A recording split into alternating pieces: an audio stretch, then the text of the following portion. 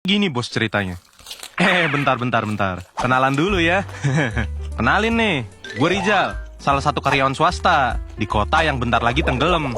Pada kesempatan kali ini, gue mau ceritain nih pengalaman masa kecil gue. Pengalaman gue dalam mencari One Piece guna belajar bankai pada saat banjir bandang di daerah rumah gue. Gue nih dari kecil sempat ngerasain pindah rumah beberapa kali. Dari lahir sampai TK kecil, gue tinggal di Jakarta. Terus TK besar sampai kelas 4 SD, gue mengungsi ke planet Bekasi. Habis itu ke Jakarta lagi sampai kelas 5 SD tuh. Terus ke Tegal, Jakarta lagi, Bandung, dan akhirnya menetap sampai sekarang di Jakarta. Kisah yang akan gue ceritain nih adalah kisah waktu gue lagi tinggal di Bekasi. Nah, rumah gue nih di area komplek, yang kalau kita lihat dari atas nih bentuknya kotak. Cocok lah buat balapan sepeda, karena ya ngitung lapnya jadi gampang. Rumah gue pada saat itu terletak bener-bener di pinggir kali. Kalinya tuh gede banget. Kalau dalamnya sih pas keadaan normal gue kurang tahu ya, karena gue sendiri belum pernah nyemplung ke situ. Di pinggir kali ini banyak banget tanaman kayak kangkung liar. Kadang gue ngikut sama ibu gue turun ke bawah buat metikin ini kangkung. Jadi gue nggak ngerasa bahaya sama sekali deket nih kali. Di komplek ini nih selalu ada event tahunan yang nggak pernah absen. Bahkan bisa 2-3 kali setahun. Well, at least selama gue tinggal di sana ya. Nah, event itu adalah Waterboom Villa Nusa Indah, alias banjir. Banjir di situ parah banget cuy. Apalagi di rumah gua yang letaknya bener-bener di pinggir kali. Beuh, rumah yang cuma 1 lantai aja nggak mungkin bisa ditinggalin kalau lagi banjir. Bahkan gua aja kudu ngungsi ke lantai 2 kalau lagi banjir. Bencana besar dah tiap lagi banjir di situ. Ikan-ikan di kolam pada hilang, furniture rusak, kotor sekomplek, dan hidup juga susah buat orang-orang sekitar sini. Karena bencananya konstan, datang terus tiap tahun. Eits, tapi inget ya, ini bencana buat para orang dewasa. Buat anak-anak, kolam gratis baby. Sebagai anak yang berdebah, saat itu gue selalu nunggu banjir datang. Bahkan sampai nanya tuh ke ibu gue, Mah, kapan sih banjir lagi? Sampai diketawain gue sama dia. Dibilang bocah gendeng. Ya bang, namanya juga bocah. Mana kepikiran akibat banjirnya? Yang ada di kepala gue tuh, kalau banjir berarti nggak sekolah. Dan bisa berenang kapan aja gue mau. Dan gak cuma gue yang berpikir demikian. Teman sekomplek gue juga seotak sama gue. Sebut aja nama makhluk ini Fanny. Selalu main bareng gue kalau lagi banjir. Bahkan kadang dia nginep atau ngungsi ya di lantai 2 rumah gue. Karena rumah dia ya cuma 1 lantai. Dan tiap pagi kita berenang bareng di lantai 1. Ya. Nah waktu itu gue sama si Fanny nih ke kebun. Maklumin ya, ini cerita udah dari lama banget nih. Gue lupa mau ngapain ke kebun waktu itu. Pokoknya di sana nih si Fanny ngeliat ada pohon pisang lumayan banyak. Dan ada beberapa gedebong pisang yang udah tergeletak di tanah. Nih bocah tahu-tahu dapat ilham dari surga Firdaus.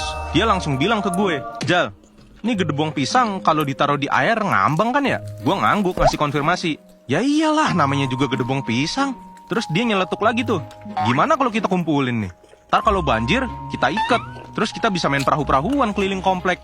Beuh. Di momen itu, gue langsung ngerasa kalau si Fanny nih orang paling pinter di dunia. Di kepala gue langsung terbayang tuh. Asiknya naik tuh rakit gedebong pisang keliling komplek sambil dikejar-kejar buaya. Ya nggak ada buaya sih sebenarnya kalau banjir, tapi ya namanya imajinasi anak-anak. Ya gitu dah.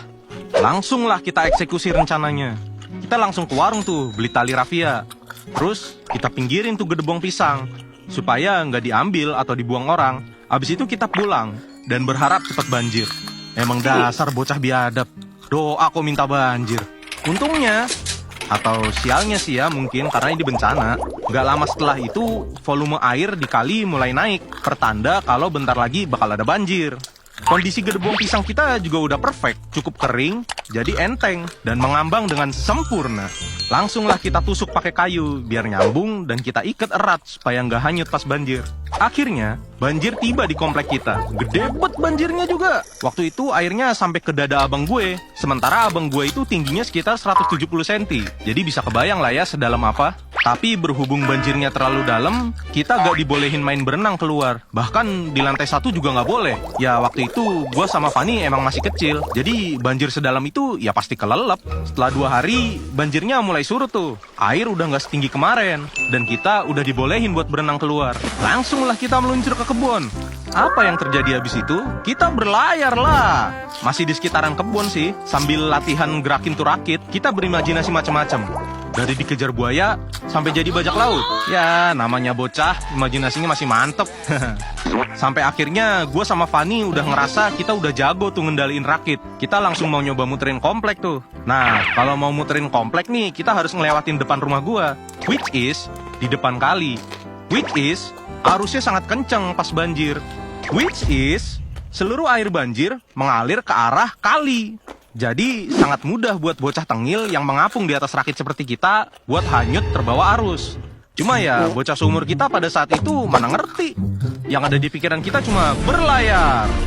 Lantas apa yang terjadi kawan? Tentu saja kita mengikuti arus. Dan semakin ke bawah arus, semakin kencang rakit kita. Alhasil semakin senenglah kita karena ngebut. Sumpah ini tuh sebenarnya berbahaya banget bung. Well, berhubung gue masih cerita ke kalian seperti sekarang ini, ya kalian tahulah ending cerita ini kayak gimana ya. Untungnya saat itu bokap gue panik. Karena biasanya kalau gue lagi berenang pas banjir, ada aja yang ngawasin gue tuh. Biasanya sih abang gue sama sepupu yang udah kuliah. Nah, pas arus lagi kencang begini, mereka ternyata malah baru balik tuh. Entah dari mana. Bokap gue panik lah. Dan langsung nyuruh mereka buat nyari gua. Dan pas banget mereka keluar buat nyari gua, kapal perang kita lewat di depan rumah gua tuh. Lengkap dengan gue dan Fanny di atasnya. Kita meluncur kencang banget tuh, sambil sedikit berbelok ke arah kali. Abang, sepupu, sama bokap gua tuh langsung kaget bukan kepalang. Mereka langsung berenang dengan cepat dan nyamber gue sama Fanny dari atas rakit. Kita pun langsung ngambek, karena ya kapal perang kita hanyut ke bawah arus. Habis itu kita diserahin ke emak-emak di atas buat dimandiin. Dan abang dan sepupu gua diomelin habis-habisan tuh sama bokap. Padahal mah bukan salah mereka kan. Haha, mampus lo. Setelah gua dewasa, gua sering cerita lagi soal ini. Apalagi kalau lagi ngumpul sama keluarga. Dan gua sekarang mikir, jir, kalau dulu abang, bokap sama sepupu gua telat dikit aja, gua udah jadi hantu kali ya. Berenang bareng ikan di laut, bener-bener berbahaya. Pesan yang bisa kita ambil dari cerita ini ya adalah kita harus jaga anak-anak dengan baik ya gengs. Ya gak harus anak-anak kalian sih, anak-anak in general lah. Mereka belum bener-bener paham logika dan isi kepala mereka tuh cuma have fun aja. Jadi bisa aja tanpa sepengetahuan mereka malah terjun ke suatu bahaya yang fatal. Semoga dengan pelajaran ini kalian semua, terutama yang udah menjadi orang tua nih, bisa menjaga anak-anak kalian dengan baik ya. Udah dulu ya nih, capek gue ngomong. Kalau kalian punya cerita